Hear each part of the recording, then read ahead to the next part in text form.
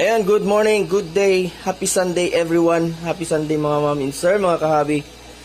So karon mga kahabi, mga ma'am and sir, bago lang ko nakahuman og water change sa ilaha. And then Sunday is no feeding day, ga-fasting ko sa ilaha gyud mga ma'am and sir. So karon, ako lang ang sa goldfish is probiotics na akong ibutang sa ilaha. And then sa arwana, landuha is katong vitamins. So, pagka ugma pa ko magpakaon sila basta Sunday, wala jud ko ipagkaon. Water change lang ko ana mga ma'am and sir. 50% sa goldfish dito sa baba, 20% lang. And then dire sa ruwanat, 20. Maximum 20% lang ko sa ilaha.